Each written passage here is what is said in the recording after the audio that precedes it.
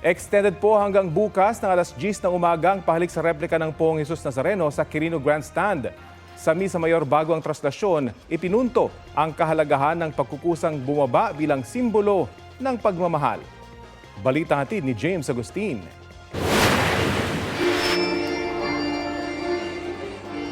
Sama-sama sa panalangin ng libu-libong deboto ng Poong Jesus Nazareno na nakiisa sa Misa Mayor sa Quirino Grandstand kaninang hating gabi.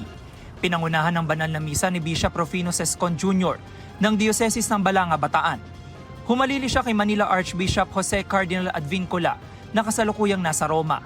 Sa kanyang homily, pinaalala ni Bishop Sescon na gaya ni Jesus Nazareno ay dapat matuto tayong magkusang bumaba dahil simbolo ito ng pagmamahal. Sa ating bayan ngayon, may mga ayaw bumaba kahit malina at bistado na. Ayaw bumaba kahit pahirap na sa bayan.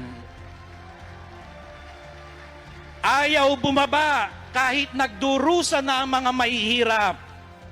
Ayaw bumaba kahit binabaha na at nasisira na ang bayan. Ayaw bumaba kahit hindi karapat-dapat. Tumigil na. Tama na. Maawa na kayo sa taong bayan. Mahiya naman kayo. Bumaba na ng kusa, alang-alang sa awa at pag-ibig. Ang tunay raw na deboto ni Jesus Nazareno ay marunong makinig at sumunod. Ang namamanata, ang kumakapit at umihila ng lubid, ang mga nagpipingga at pumapasan, ang mga sumasalya at humahalik sa kanyang paanan, ay dapat lalong nakakapakinig sa Diyos. Sa Poong Nazareno, natututunan natin ang mga bumagsak ay muling makababangon.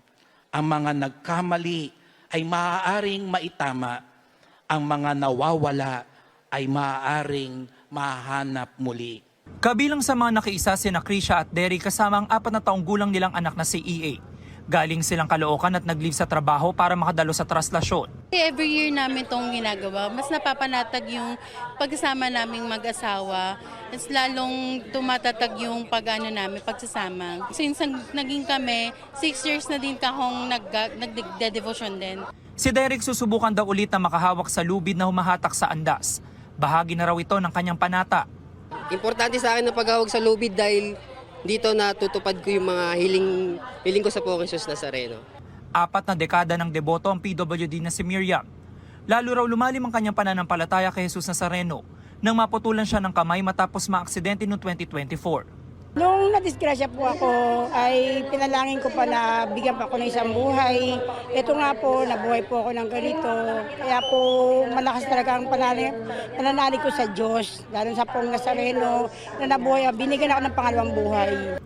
Hindi rin alintana ng senior citizen na si Mabel ang dami ng mga tao makita lang ng personal ang imahen. Sa 20 taon niyang pamamanata, marami raw hiling na natupad. Tulad po nung nadisgrasya yung anak ko, talaga pong laki ng tulong ng Nazareno sa amin kasi akala namin wala ng pag-asa pero naoperahan yung anak ko. Yung paniniwala po, yung pananampalataya, yung pagmamahal sa Panginoon. Yun po yun. Magkakaiba man ang pinanggalingan at rason ng pamamanata, pinagbuklod ng mga deboto ng iisang pananampalataya. Baon nila ang mga himala na ipinagkaloob ng Poong Jesus Nazareno at hindi matatawarang pasasalamat sa Kanya. James Agustin, nagbabalita para sa GMA Integrated News.